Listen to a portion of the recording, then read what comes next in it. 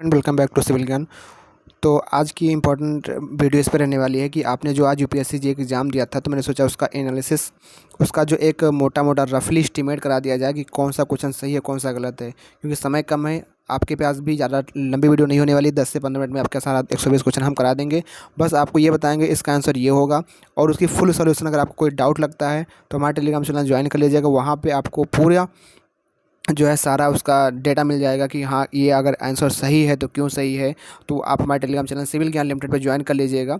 वहाँ पे आपको सारी बातें आपको मिल जाएंगी कि इसका आंसर क्या रहने वाला है क्या नहीं रहने वाला। ठीक है, आप सर्च करेंगे या आप डिस्क्रिप्शन में आप देखेंगे तो आपको सिविल ज्ञान लिमिटेड की लिंक मिल जाएगी। तो आपको पता है कि 120 क्वेश्चन टोटल आपका था, जिसमें से आपको निगेटिव मार्किंग 1/3 थी। अगर हम बात करें एक क्वेश्चन का जो मार्क्स था, टोटल 300 मार्क्स का पेपर था, और एक क्वेश्चन की बात करें 2.5 मार्क्स का पेपर रहने वाला था। तो हम लोग चलते हैं अपने पेपर की तरफ बढ़ते हैं कि कौन सा क्वेश्चन में क्या सही है।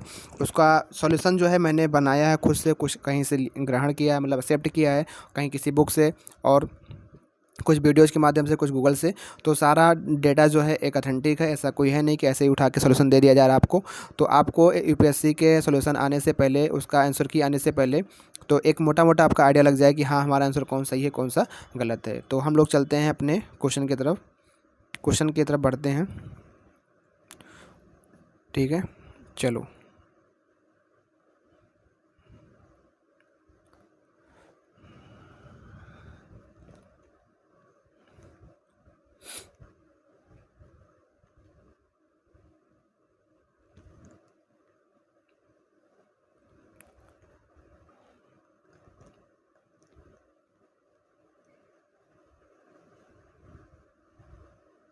तो चलो देखते हैं क्वेश्चन में क्या क्या आंसर, किसका क्या सही रहने वाला है। ठीक है भाई। तो पहला क्वेश्चन आपका जो था आरसीसी का, अगर आप मैं देखो, ये मैं जो पेपर है वो मेरा ए सीरीज़ का पेपर था। अगर आपका पेपर ए सीरीज़ का है तो काफ़ी आपके लिए अच्छा रहने वाला है। अगर आप ए सीरीज़ नहीं है तो कोई दिक्कत वाली बात नहीं। आप इसमें थोड़ा सहूलियत ये थी कि इसमें पेपर जो है दे रखा था, काफ़ी चीज़ें इसमें दे रखी थी, तो काफ़ी वो था। चलो देखो, पहला जो ये अपेरेंट अपेरेंट निकालने के लिए क्वेश्चन दे रखा था कि अपेरेंट आपका क्या रहने वाला है। तो उसका जो आंसर होगा आपका भाई, उसका जो आपका आंसर रहने वाला है, उसका जो आंसर रहने वाला है, आप इसका फार्मूला लगा के देखेंगे तो इसका जो आंसर रहने वाला है वो आपका रहेगा 2.594। इसका आंसर आएगा। आपने अगर सोल्यूशन बनाया होगा तो इसका आंसर अगर ये आपका आया है तो ये आपका सही आंसर रहने वाला है। ठीक है। अगला क्वेश्चन था आपका जो मतलब आपको बस सॉल्यूशन मिल जाएगा कि हाँ, इसका आंसर ये सही है नहीं सही है, ये बातें आपको बस यहाँ पे जानकारी मिल जाएगी। ठीक है। इम्पैक्ट स्ट्रेंथ आपकी जो थी, आपकी इम्पैक्ट स्ट्रेंथ में आपका जो क्वेश्चन सही होगा, इसमें आपका तीनों राइट आपका स्टेटमेंट था। तो आपका ऑप्शन नंबर 1, 2, 3 आपका जो है राइट आंसर इसमें रहने वाला है, आपका तीनों स्टेटमेंट। अगर आपको लगता है किसी क्वेश्चन में कि इसका आंसर ये होगा, तो आप अपने अकॉर्डिंग उसको मान करके अपना जो डेटा होगा उससे अपना एनालाइज कर लीजिए कि हमारा आंसर ये रहने वाला है। ठीक है। तो आगे बढ़ते हैं। अगला क्वेश्चन था जो कंसीडरिंग द सीमेंट का था। तो इसमें आपका जो होता है हीट डेवलप्ड जो सल्फर रेजिस्टिंग सीमेंट की होती है वो is not much higher than the load cement. सही बात है। इसके अंदर C3A कंटेंट आपको लो रखा जाता है। इसके अंदर जो C3A में 3.5% लिमिट रखी जाती है सल्फेट की। ठीक है। तो ये आपका तीनों इसमें यहाँ पे आपका राइट आंसर होगा। ऑप्शन नंबर डी इसका हो जाएगा आपका राइट आंसर। ठीक है। आगे बढ़ते हैं। अगला क्वेश्चन आपका था कि सिंक्रेज जो आपका होता है, आपको पता है कि कंक्रीट में जो सिंक्रेज आपकी होती है वो किन किन वजहों से आपकी होती है।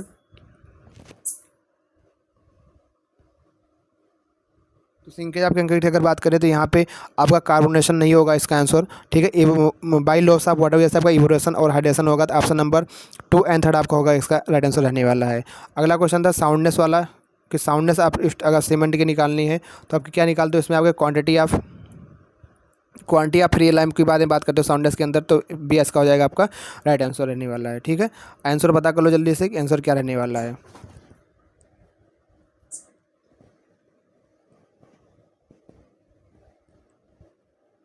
अगला क्वेश्चन आपका था यहाँ पे जो हाई परफॉर्मेंस कंक्रीट के लिए आपका high durability and as well as high strength आपकी रहने वाली है। ऑप्शन नंबर ए आपका हो जाएगा, राइट आंसर रहने वाला है।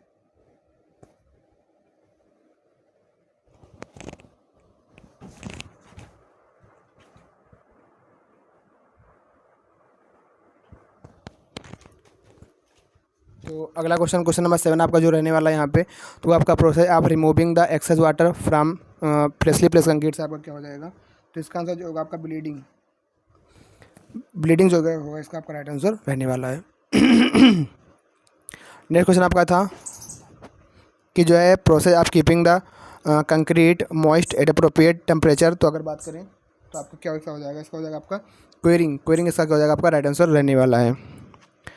ठीक है, अगला क्वेश्चन आपका था क्वेश्चन नंबर 9, जिसमें कह रहा था concrete gain strength primarily due to hydration. तो इसका होगा सीमेंट पार्टिकल। क्वेश्चन नंबर 10 का आपका हो जाएगा low heat cement.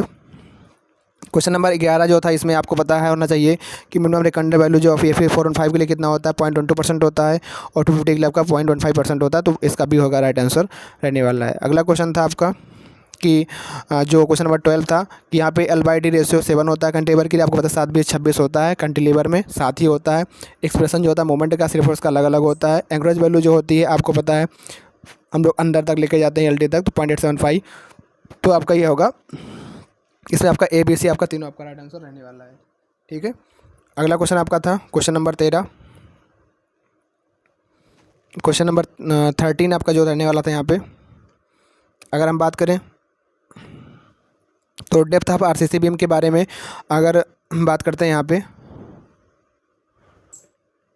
Depth of RCC beam की बात करते हैं तो ये रिस्ट्रिक्टेड होता है ड्यू टू अदर, ये आपका सही है, टू इम्प्रूव द डक्टिलिटी, क्योंकि आपको पता है अर्थक्वेक से आपका इंक्रीज करती है,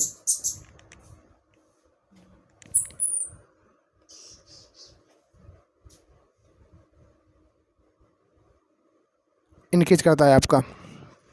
ठीक है, तो क्वेश्चन नंबर 13 में आपका हो जाएगा क्वेश्चन नंबर 14 जो है कॉलम का जो आपका रहने वाला है यहाँ पे। अगर बात करें कॉलम के जो आपको निकालना होता है यहाँ पे कॉलम का, कि अगर हमको कॉलम का लेंथ ऑफ कॉलम की बात करते हैं, effective length to lateral dimension में आपका क्या होता है 12 होता था आपका। अगर लेस देन 12 है तो शॉर्ट कॉलम, ग्रेटर देन 12 आपका तो लॉन्ग कॉलम होगा। C आपका इसका राइट आंसर रहने वाला है। ठीक है, आगे बढ़ते हैं। अगला क्वेश्चन था आपका जो मिनिमम ग्रेड ऑफ कंक्रीट होती है फॉर प्लेन कंक्रीट सीवियर में, तो आपको पता है माइल्ड होता है। माइल्ड में कोई भी ग्रेड के बारे में नहीं बात करता। अगर PCC की बात करें तो PCC के केस में M1 माइल्ड के बारे में कोई बात नहीं की जाती है। तो मॉडरेट और सीवियर दोनों में आपका M20 होता है, सॉरी M मॉडरेट और M15 होता है। सीवियर पूछा है यहाँ पे ना, तो सीवियर आपका क्या हो जाएगा M20 आपका हो जाएगा। सीवियर आपका M20 आपका रहने वाला, तो भी आपका हो जाएगा यहाँ पे राइट आंसर। तो क्वेश्चन 15 आपका हो गया, RCC ख़त्म। नेक्स्ट आपका है क्वेश्चन आता है कि आपका RCC के अंदर एक क्वेश्चन और आता है, क्वेश्चन नंबर 16 है आपका यहाँ पे कि जो आपका स्टेबिलिटी अगेंस्ट अगर ओवर टर्निंग की बात करते हैं तो यहाँ पे 0.9 आता है, तो C का राइट आंसर रहने वाला है। अगर बात करते हैं यहाँ पे एक क्वेश्चन है आपका कि अगर आप रेनफोर्समेंट कंक्रीट की बात करते हैं तो यहाँ पे आपका 25 किलोन्यूटन होता है। ठीक है, 18 की बात करते हैं, 18 में अगर वर्टिकल डिफ्लेक्शन लिमिट की बात करते हैं यहाँ पे 20 हो जाएगा, क्योंकि आपका सिंपली सॉर्टेड बीम है, तो अप टू स्पैन 10 मीटर के लिए। अगर बात करते हैं यहाँ पे क्वेश्चन नंबर 19, तो 19 में आपका हो जाएगा कि कौन सा स्टेटमेंट करेक्ट है, तो यह होगा in cantilever beam top fibre will be under tension, आपका सही होगा। क्वेश्चन नंबर 20 आपका क्या होगा, 20 में आपका बॉन्डिंग के बारे में, तो बॉन्ड आपका सही हो जाएगा, राइट आंसर होगा, क्योंकि स्टील और कंक्रीट के बीच में जो बॉन्डिंग होता है आपका बॉन्ड कहलाता है, तो भी आपका राइट आंसर रहने वाला है। यहाँ पे अगर क्वेश्चन 21 में आप निकालोगे 1.5 डेड लोड पर लाइव लोड करके आपका 108 आएगा, ये आपका आंसर राइट हो जाएगा।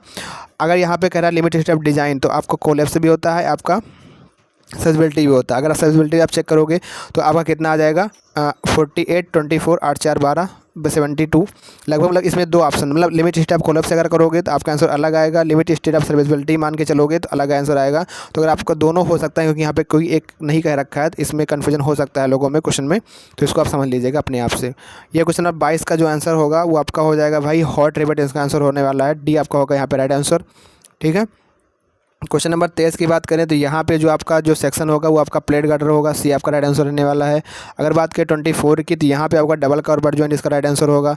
अगर बात करें यहाँ पे 25 में, तो आपका जो डायमंड वाला होगा ये आपका राइट आंसर होगा। अगर बात करें यहाँ पे हम लोग सर्विसिबिलिटी में कौन सा होगा, तो DVB सही, ABC, ABC option number A आपका हो जाएगा राइट आंसर, यहाँ पे रहने वाला है। ठीक है, अगर बात करें 27 में कि कौन सा आपका स्लेब नहीं यूज किया जाता है, तो भैया आपका जो शेयर बेस स्लेब वो तो आपका नहीं यूज होता, बाकी ये तीनों स्लेब आपके स्लेब यूज होते हैं। अगर बात करें हम लोग यहाँ पे बीम जो आपका होता है मेंबर जो होता है उसके ऊपर आपकी दीवार चिनाई होती है, उसको लिंटल कहते हैं, B का राइट आंसर रहने वाला है। ठीक है, 29 अगर बात करें तो IS कोड 800/2007 स्टील के लिए होता है, 455/2000 आपका किसके लिए, RCC के लिए होता है, इस बात को आपको ध्यान रखना है। बिल्टअप मेंबर के बारे में बात करें, बिल्टअप मेंबर डिजायरेबल आपका होता है, durability during the occurrence of state reversal built up member are more rigid. तो आपका दोनों यहाँ पे राइट आंसर रहने वाला डी ऑप्शन, ठीक है, इसको आपको ध्यान रखना है। तो आपका ये 30 क्वेश्चन हो गया। अगला क्वेश्चन आपका 31 नंबर है कि one dimensional method of flow analysis मतलब क्या होता है कि neglecting the variation of transfer direction को नेग्लेक्ट कर दिया जाता है यहाँ पे, ठीक है। अगला क्वेश्चन आपका था ट्रायंगुलर से, तो देखो डायरेक्ट फार्मूला था इसका कि energy E C equal to 5/4 YC triangular channel के लिए होता है ये एनर्जी, स्पेसिफिक एनर्जी और वाई सी के बीच में डिफरेंस जो आपका रिलेशन होता है, तो वहाँ से वाई सी का मान निकलो 1.2 आएगा। तो ऑप्शन नंबर 1 का हो जाएगा, राइट आंसर रहने वाला है। अगला क्वेश्चन 33 था मोस्ट इकोनॉमिकल ट्रांसैक्शन के लिए, इसका बी ऑप्शन होगा। अगला क्वेश्चन आपका था मोमेंट एनर्जी करेक्शन फैक्टर के लिए, तो इसका हो जाएगा B option. Moment correction factor अगर पूछा होता काइनेटिक एनर्जी करेक्शन फैक्टर तो आपका ए होता, पर यहाँ पे मोमेंट का पूछा तो बी वाला होगा। 35 वाले क्वेश्चन में क्या होगा आंसर, तो 35 वाले क्वेश्चन में आपका अगर स्टीप स्लोप पूछा है तो यहाँ पे ये क्वेश्चन बनेगी क्रिटिकल आपकी वैल्यू डेप्थ नॉर्मल डेप्थ से ज़्यादा होती है और आपका जो नॉर्मल डेप्थ की वैल्यू होती है वो आपकी सबसे कम होती है। तो ये आपका होगा इसका सारा का वैल्यू, मतलब आपको बस आंसर यहाँ पे मैं बता दे रहा हूँ, बाकी सारा चीज़ का एक मतलब जो है सॉल्यूशन बनाया गया तभी आपको आंसर दिया जा रहा है। आपको इस वाले फॉर्मूले आपको ये वाला फॉर्मूला अप्लाई करेगा तो आपका आंसर ये आएगा। आप जब एनर्जी लॉस लगाओगे y2 - y1 cube divide by 4 y1 y2 तो आपका ये आंसर आपका आएगा 36 का। अगला क्वेश्चन है 37 आपका। तो 37 में आपका कह रहा है कि इनमें से कौन सा नॉट करेक्ट है, कि अगर हाइड्रोलिक जंप की रेशो की बात करें तो हाइड्रोलिक जंप ये तो सही आपका है। हाइड्रोलिक जंप का यूज़ भी होता है डिसलेटिंग में होता है। हाइड्रोलिक जंप जो है अकोर व्हेन सब क्रिटिकल, ये बात गलत है। सुपर क्रिटिकल टू जब आपका मेट करता है सब क्रिटिकल तब होता है, ये आपकी गलत है। ऑप्शन नंबर यहाँ पे जो आपका रहने वाला है वो आपका हो जाएगा 1 और 2। इवन नॉट करेक्ट पूछा ना, नॉट करेक्ट, तो आपका जो नॉट करेक्ट हो जाएगा वो क्यों पूछा है नॉट करेक्ट, तो ऑप्शन नंबर ए हो जाएगा राइट आंसर, क्योंकि पूछा है कौन सही नहीं है ये बताना आपको है, ठीक है। 38 में जाओगे, 38 में आपको ये वेलोसिटी का फॉर्मूला लगाना पड़ेगा, जहाँ पे देखो कुछ क्वेश्चन होते हैं कि लगते हैं आपको बहुत टफ होगा पर बहुत आसान बन जाता है। जैसे ये वेलोसिटी का है 1/n × r⁴ × s0। अब यहाँ पे r का मान निकालोगे तो a आएगा, r = a/p होता है। एरिया ये डेप्थ दे रखा था, b दे रखा था, आपको यहाँ हाइड्रोलिक रेडियस का मान निकाले 1 आता। अब 1⁴ आसानी से 1 हो जाता, तो इसको सॉल्व कर लो तो 0.66 इसका आंसर आएगा। बी ऑप्शन हो जाएगा इसका राइट आंसर आपका रहने वाला है, ठीक है। अगला क्वेश्चन आपका था कि which one of the following statement is correct regarding the critical flow condition, के कौन सा स्टेटमेंट आपका सही है। तो critical flow condition is not influence by the roughness of the channel के वजह से आपका जो है प्रभावित नहीं होता है, तो डी ऑप्शन इसका हो जाएगा राइट आंसर। अगला क्वेश्चन था 40 नंबर क्वेश्चन था कि जब रिगार्डिंग द यूनिफॉर्म फ्लो की बात करते हैं, इसमें बेड स्लोप आपका वाटर सरफेस स्लोप ये आपका तीनों आपका बराबर होता है, डी आपका हो जाएगा यहाँ पे राइट आंसर। अगला क्वेश्चन आपका था कि बताना है कि liquid waste originate from residential and industrial building are collective cause sanitary sewage, तो 1 आपका राइट आंसर हो जाएगा। Which one of the following is colourless gas with threshold order number 0.3, तो इसका सी आपका राइट आंसर होगा। यहाँ पे the most prominent force acting on the underground sewer pipe would be, तो इसका भी आपका डी आपका राइट आंसर रहने वाला है। लेचेट आपका जो होता है कलर लिक्विड कहाँ से आता है, सैनिटरी लैंडफिल से आता है। सीवर हुई transport the sewer to the point of outfall sewer, इसका हो जाएगा, ठीक है। अब बात करते हैं 46 में, यहाँ पे आपका जो होगा human adopted the path of industrialisation the improve the living standard, तो ये आपकी बात सही नहीं है। Rapid industrialisation consume natural resource at a faster rate, ये आपकी बात सही है, 2 आपका यहाँ पर राइट आंसर रहने वाला है। According to national water resource तो ये आपकी 75% वैल्यू होगी। बीओडी वैल्यू कितनी होती है इस केस में, बटर और घी के सेक्शन में, डेयरी प्लांट 1250 होती है। अगर बात करें 49 नंबर क्वेश्चन की, तो यहाँ पे इन्वायरमेंटल कंडीशन में अगर कोई चीज़ बदलाव आता है ड्यू टू मैन एक्शन, उसको इन्वायरमेंटल इफेक्ट कहते हैं, बी आपका राइट आंसर होगा। 50 का water discharge from sink shower bathroom से क्या निकल के आता है, ग्रे वाटर आपका होता है। 51 का आपका हो जाएगा 2h/3 from the top of the dam, क्योंकि आपका टॉप से पूछा था कितना लोड लग रहा है। 51 का आपका हो जाएगा P max by minimum sigma भी बाई बी और +-6e/b आपका होगा। इस केस में क्या होगा, कैसे निकाला गया क्वेश्चन को, इसमें निकाला गया 75 सेंटीमीटर ऑफ वाटर 28 डेज में लग रहा है, तो टोटल कितना आपका स्पेस पीरियड हो जाएगा, मतलब कि कितने टाइम बाद आपको पानी देना पड़ेगा बार बार, तो आपको 28 दिन के अंदर 140 को भाग दो 5 बार पानी, मतलब 28 दिन के अंतराल पर आपको 7.5 घंटे पानी की आवश्यकता पड़ेगी। तो वहाँ से टोटल निकाल लीजिए कितनी टाइम देना पड़ेगा, 5 बार देना पड़ेगा, एक बार में 7.5 घंटे लो तो 5 गुणे कर दो 37 आपका ये राइट आंसर रहने वाला है। इसमें आपको निकालना था कि कल्चरेबल, आपको निकालना था यहाँ पे कल्चरेबल कितना आपका जो रहने वाला है, 48 हेक्टेयर आपका यहाँ पे रहने वाला है। यहाँ पे हुआ क्या है कि यहाँ पे area to be under heat condition में पूछा है। तो हीट कंडीशन का परसेंट 40%, 1200 गुणे 40 डिवाइड बाई 100, तो 480 हेक्टेयर आपका ये आएगा। ठीक है, area to be under heat condition पूछा, ना कि आपको टोटल पूछा है। शुगर केन का भी अलग अलग नहीं पूछा, पूरा पूछा है कि कौन अंडर हीट कंडीशन में क्या होगा। ये हो गया। अगला क्वेश्चन आपका 54। तो इसमें आपका इरिगेशन का क्वेश्चन है। ये कैनाल हुई align along any natural water shade canal, तो इसको रिच कैनाल कहेंगे। डी आंसर राइट आंसर होगा। 56 में लेसी मेथड में आपका जो होगा condition discharge constant under uniform flow, तो ये आपका राइट आंसर रहने वाला है। यहाँ 57 का आपका 8.64 बेस पीरियड अपन डेल्टा आपका डी आपका यहाँ पे बी आपका राइट आंसर रहने वाला है। और उसके बाद आपका जो है मेंडरिंग से आपकी इनकेज होती है लेंथ आपकी, तो यहाँ पे आपका जो है बी ऑप्शन राइट आंसर होगा, डिक्रीज इसका स्लोप होता है। फिर आपका 59 में आपका जो है अनकंट्रोल इरीगेशन सही होगा। 60 का आंसर होगा ट्रेडिशनल क्रॉप। जब 1965 के समय हाई इरीगेशन प्रोजेक्ट बनाया जा रहा था, उस समय उसकी जो डिज़ाइन की जा रही थी ट्रेडिशनल क्रॉप के बारे में बात की जा रही थी। यहाँ पे 61 में क्या है कि यहाँ पे है which one of the following is the degree of closeness of repeated measurement. अगर कहेगा रिपीटेड मेजरमेंट, ध्यान रखना, अगर रिपीटेड मेजरमेंट कहेगा तो आपका होगा प्रिसीजन। अगर कहेगा accuracy is the degree of closeness between measurement and true value, अगर मेजरमेंट आपने किया जो और आपकी जो ट्रू वैल्यू उसके बीच में अगर आपकी एक्यूरेसी हो तो उसको एक्यूरेसी कहेंगे। अगर यहीं पर रिपीटेड मेजरमेंट आ गया तो समझ लीजिए प्रिसीजन के बारे में बात करेगा, तो ये आपका राइट आंसर यहाँ पर रहने वाला है। ठीक है। 62 में आपका क्या होगा, दोनों आपका राइट आंसर होने वाला है। Tape measurement require 1 and 2। ठीक है। उसके बाद आपका जो है इस वाले केस में sigma back side far side rise minus fall left are, इसमें डी आपका राइट आंसर होगा। इसको आप सॉल्व करोगे तो डी ऑप्शन आंसर आ जाएगा इसका। ये आपका ओपन टेबल्स का होता है 55 का। ठीक है। यहाँ पे आप जब सॉल्व करोगे इसको जो है एल बराबर पाई आर डेल्टा बाई 180 तो 190 आएगा। ठीक है। यहाँ पे गलती क्या होती है, जो आपका इंटरसेक्शन एंगल दे रखा है, तो ये बाहर का आपका इंटरसेक्शन 120 होता है। आपको पता है सीधी रेखा 180 बनता है, अंदर का डिफ्लेक्शन एंगल जो होता है आपका जो होगा ये 120 में से 180 में से घट जाएगा 60 आएगा। तो पाई आर डेल्टा बाई 180 आप करोगे 190 बाई आपका आ जाएगा। ठीक है। तो सारी चीज़ें बताई गई, सॉल्यूशन हो चुका है इन सब का, तब आपको बताया जा रहा है। ऐसा चीज़ नहीं ऐसे उठा के बता दिया रहा, तो इसको सेम प्रोपोर्शन होगा 57 का। ठीक है। क्योंकि समय बहुत कम है, एसएससी जी एग्ज़ाम सबके लगे हुए हैं, नेशनल बाउंड्री सर्वे होगा, हमारा भी एग्ज़ाम है, तो इसी वजह से इसको बस एक ऑप्शन के तौर पर मिल जाए कि हाँ इसका आंसर क्या क्या सही है। 69 में आपका डी आंसर इसका राइट आंसर रहने वाला है। यहाँ पे correction for sag slope and alignment in steel tape are respectively, तो आपका होगा माइनस माइनस माइनस, क्योंकि एक करेक्शन पूछा है सेक की वजह से भी स्लोप की वजह से भी अलाइनमेंट होगा। सेक मतलब क्या होगा कि अगर सेक हो जाएगा तो आपकी ज़्यादा लंबाई पढ़ी जाएगी तो सब्ट्रैक्शन होगा। स्लोप की वजह से भी आपका माइनस में करेक्शन होता है। अलाइनमेंट, आपको अलाइनमेंट ये जाना था, आप ये चले गए, तो अगर पॉजिटिव दूरी होगी करेक्शन निगेटिव में होगा, तो सी ऑप्शन होगा। 71 का क्या होगा, कौन सा इनमें से आपका हाइब इंटरचेंज नहीं होता है, तो आपका राउंड अबाउट इंटरचेंज आपका हाइब इंटरचेंज नहीं होता। बाकी डायमंड हो गया, क्लोवर लीफ हो गया, सब आपके हाइब इंटरचेंज में आते हैं। इस केस में क्या होगा आपका कि यहाँ पे consider the following statement regarding the freeway के बारे में क्या होगा, तो दोनों आपका राइट आंसर यहाँ पे रहने वाला है। तो यहाँ पे 73 का आपका कंक्रीट सिविल आपका हो जाएगा यहाँ पे राइट आंसर। अगर बात करें यहाँ पे 150 आपका होगा राइट आंसर। यहाँ पे आपका होगा बी कैटेगरी, तो ऑप्शन नंबर बी आपका होगा राइट आंसर। ठीक है। ये बातें आपकी रहने वाली है। 76 की अगर बात करें तो 76 में आपका जो होगा यहाँ पे कह रहा है कि ज्योमेट्रिक डिजाइन में, तो ये आपका it facilitate rough flow of traffic, नहीं स्मूथ फ्लो ऑफ ट्रैफिक को बताता है। इंप्रूव सेफ्टी, बिल्कुल सही बात है। तो आपका यहाँ पे ये वाला गलत हो जाएगा, ये आपका सही होगा। ऑप्शन नंबर 2 आपका राइट आंसर रहने वाला है। यहाँ पे आपको 77 में पूछा है कि इंटरमीडिएट के लिए 5.5 आपका रहने वाला है। यहाँ पे आपका कैम्बर के बारे में, तो कैम्बर का तीनों स्टेटमेंट आपका सही है, तो आपका डी आपका राइट आंसर रहने वाला है।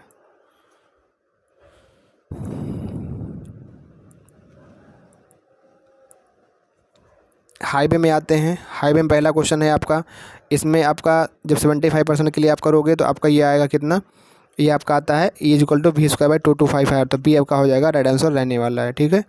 अब कैसे आता है ये सब बाद में बात करेंगे, पर अभी आपको बस आंसर चाहिए, तो आंसर आपका ये रहने वाला है। बाकी अगर आपको लगता है किसी क्वेश्चन में डाउट तो आप बता सकते हैं कमेंट करके। 1 2 3 यहाँ पे आपका तीनों आपका राइट आंसर रहने वाला है। ट्रांजिशन कर्व के बारे में जितनी बातें यहाँ पे दे रखी हैं वो सारा स्टेटमेंट आपका सही है। क्वेश्चन नंबर 83 देख लीजिए। टोपाज का क्या हो जाएगा, टोपाज की 8 होती है। यहाँ पे टेराकोटा इज ऑर्नामेंटल, ये तो बात सही है, पर परवियस नहीं इम्परवियस के लिए का यूज़ किया जाता है, तो फिर ये गलत हो जाएगा, तो ओनली आपका एक राइट आंसर रहने वाला है। ठीक है। यहाँ पे 81 अगर बात करें तो यहाँ बंड के लिए हॉलोबिक होगा, डी आपका यहाँ पर राइट आंसर रहने वाला है। यहाँ पे क्या होगा कि which one of the following not a constructed plastic. तो जैसे कि प्लास्टिक का कौन सा इसमें होता नहीं है, तो सॉल्वेंट आपका प्लास्टिक में नहीं होता, इस बात को बताना है।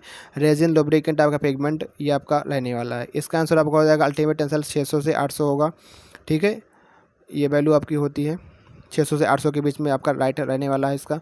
अगर बात करें 86 के अंदर बात करें तो 86 के अंदर जो होगा इसका राइट आंसर जो रहने वाला है, ये आपका जो है treatment, heat treatment of steel के बारे में बात करते हैं, ये आपका राइट गलत होगा। बाकी पहला स्टेटमेंट, ये दूसरा स्टेटमेंट आपका ये सही होगा। तो ऑप्शन नंबर 1 होती है आपका राइट आंसर रहने वाला है। ठीक है, अब ये क्यों रहने वाला है, इसकी बात अगर बात करनी है तो आप टेलीग्राम में ज्वाइन कर लीजिए, वहाँ पे आपको सारा इसका मिल जाएगा। इसमें टेस्ट इसका राइट आंसर रहने वाला है। ठीक है, 88 का जो आपका रहने वाला है वो आपका 1 एंड 2 आपका राइट आंसर रहने वाला है, फाउंड्री एंड ग्रेफिक का।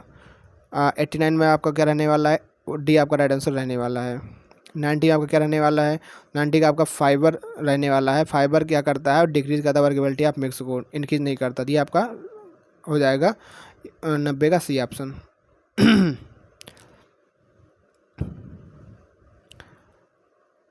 सॉइल के वाले क्वेश्चन में अगर बात करें, सॉइल वाला क्वेश्चन में आपका जो रहने वाला है, सॉइल का लगभग पहला सही है, दूसरा सही है, 3 phase. Soil are aggregate of mineral particle and together with air and or water in the void space they form 3 phase system. तो आपको पता है वो एयर के साथ में और आपके वाटर के साथ में जो वाइड स्पेस होता है, they form the 3 phase system. 3 बात है आपका।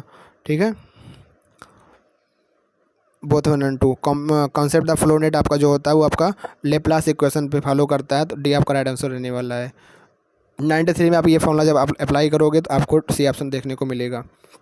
94 में आप के बराबर सी इंटू डी 10 स्क्वायर करोगे, आपको सी ऑप्शन देखने को मिलेगा। 95 में आपको इनिशियल कंसोलेशन होगा। 96 का ऑप्शन डी होगा। 97 का ऑप्शन बी ऑप्शन होगा। 98 का देखो, 98 में आपकी वाटर कंटेंट भी सही है, ये भी सही है, दोनों आपका यूज होता है। तो आपका सॉइल के रिस्पेक्ट में तो आपका दोनों सही होता है। अगर आपने जो भी लगाया होगा, आप ये डिपेंड करेगा यूपीएससी क्या देता है आंसर में।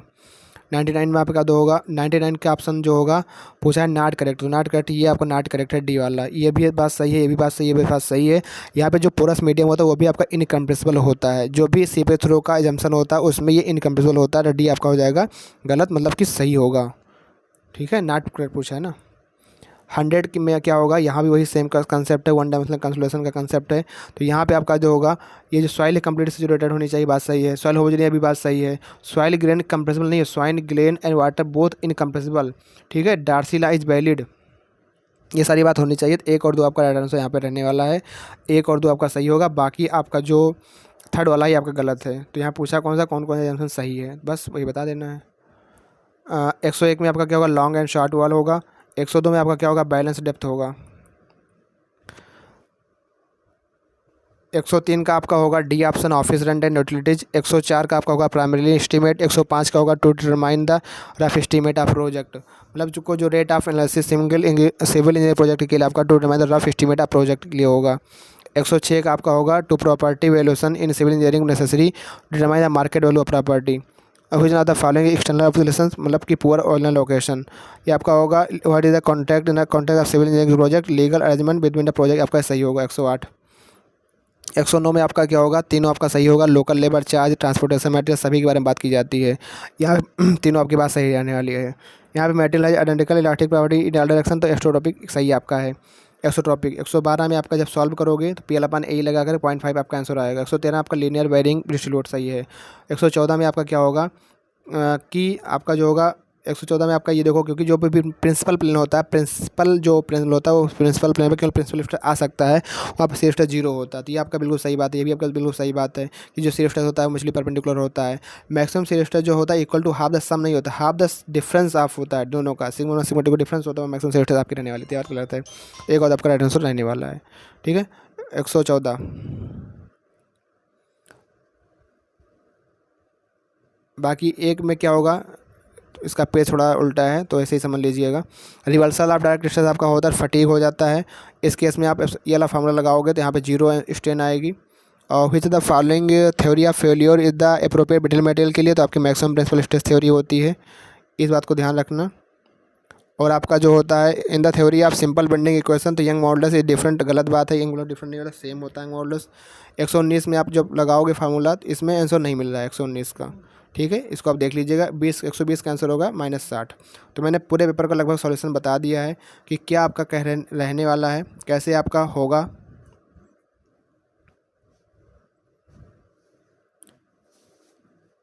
मैंने आपको पूरा सॉल्यूशन बताने की कोशिश की है कि इसका सॉल्यूशन कैसे बनेगा, क्या आपका रहने वाला है। ठीक है, तो उम्मीद करता हूँ आपको समझ में चीज़ें आ गई होगी कैसे क्या यहाँ पे हो रहा है। तो मिलते हैं फिर नेक्स्ट वीडियो में, तब तक के लिए थैंक यू, जय हिंद, जय भारत।